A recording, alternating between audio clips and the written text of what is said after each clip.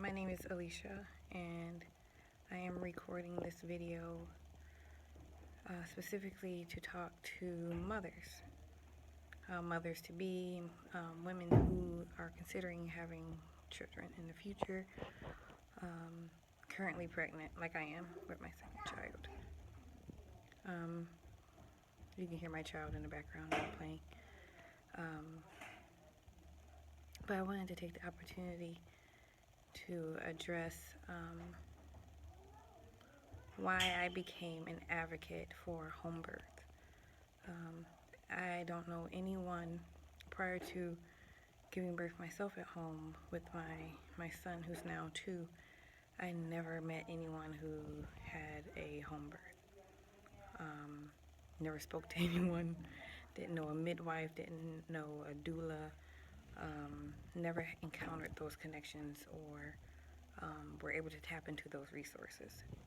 Upon finding out I was pregnant, it was somewhat automatic that I would want to deliver at home. I just didn't know how to go about it.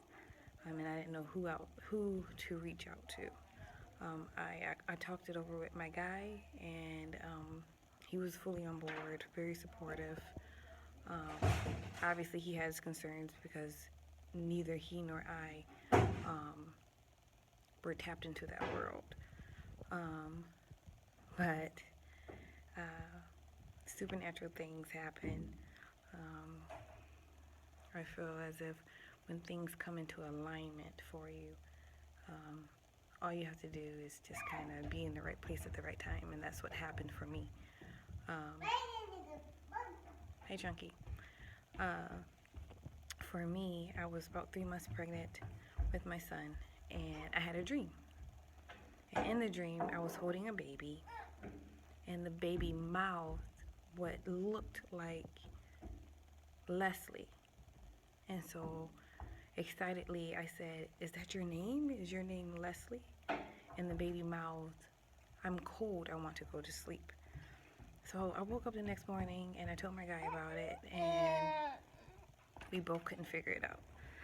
I didn't know a Leslie, he didn't know a Leslie. The reference to being cold, we weren't sure about. And so we kind of dropped it.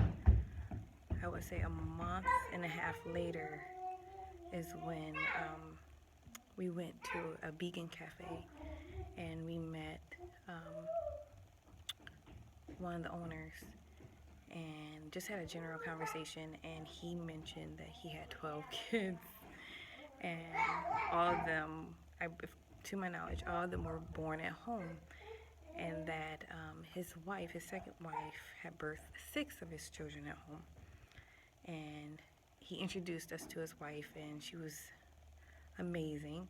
And I immediately asked her for that information, and lo and behold, the name on the piece of paper that she gave me for her midwife was Leslie. So at that point, I was like, okay, my baby chose this woman. Let me call her immediately. I called her and fell in love with this woman. She was so comfortable to talk with. She was very personable. Yeah, we just had a general conversation, maybe about an hour and a half long. And then we set up a day and a time for me to actually meet with her. And again, as soon as I laid eyes on her, she was very warm and welcoming and embraced me with a hug. And now I call her Mama.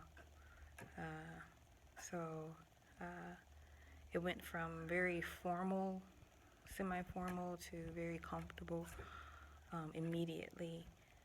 She was very straightforward about her experience. She was very straightforward about the limitations that are in her field of expertise, and I appreciated that transparency. And so the whole process in general was very empowering.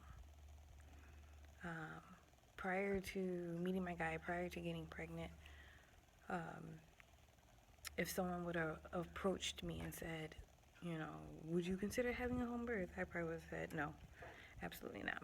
My pain threshold is too low. There's no way I can handle that. I would have doubted myself before even really thinking about the question and answering it. But I will say, for anyone who's, again, pregnant, considering, having children, or considering having a home birth, maybe you already have children and you just want to try this. I'm an advocate because it does really empower you. It does really give you back more control than I think some doctors really want patients to have. But you have to determine if home birth is for you. You can have a natural birth in the hospital, and I'm a strong believer that you can't coax anyone into seeing things the way that you see them or feeling the way that you feel. And that would be inappropriate, and that wouldn't be fair, because you're imposing on them your beliefs. And I don't do that. But I've been coming across a lot of women lately, and they're asking me questions like, what made you decide to have a home birth? Like, what was the deciding factor? Or what influenced you? And it wasn't a singular thing, because like I said, before I even met my midwife, I was already in that line of thought. But it wasn't until I actually sat down and had a conversation with her. And that's my baby. And it wasn't until I sat down with my midwife, my little chunky noodle. It wasn't until I sat down. Nope, we're not gonna stop the video. It wasn't until I sat down with my midwife and she explained to me there are 3 types of women. The first woman is very afraid of pain. She wants to be told exactly what to do, when to do it, how to do it. She wants direction at every second, every turn. And she doesn't want to have responsibility of life and death in her hands, pertaining to her child. That woman typically gives birth in the hospital. Then there's a second woman. The second woman is kind of in the middle. She wants to have some control, and she can accept some responsibility of life and death in her hands. She doesn't want to be told what to do at every single turn. She just wants a little guidance, but she wants to be able to follow her instincts. She wants to be able to do what feels and comes naturally to her. And she said that woman can have a home birth, and she can have a hospital birth. It depends on if there are any complications with her pregnancy or any complications with her labor and delivery. And then lastly is the woman who wants 100% control and responsibility of life and death in her hands. She does not want anyone telling her what to do. And that woman goes rogue. She delivers at home. She probably doesn't have anybody around. She doesn't have a support. If she does, they don't interfere. They're just on standby watching, waiting to assist. And I've seen videos like that where women go rogue. And kudos to you, but I'm not rogue. I'm not that woman. But I did, based on that spectrum that she gave me, I realized that I am woman number 2. Woman number 2, I want some degree of control over the situation. Obviously, you're giving birth, so you don't have pretty much any control. But I wanted to have a say-so in the direction that my labor and delivery was going to go in. I wanted to have control over my birth plan. I've been privy to witness the birth of 2 of my nieces, and I know everyone's experience is different, because every doctor is different, every nurse is different, every hospital is different. But what I can appreciate more so now about having my baby at home versus going to a hospital is that I had a singular person assist me, my midwife. She had her 2 assistants, which I was very familiar with and comfortable with. and they followed my lead.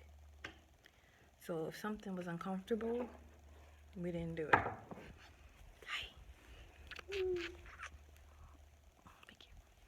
And if something felt good, it was okay to stay there. She allowed me to be very active during my Vicky baby. No.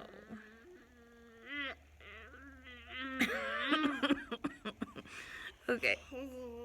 Hi.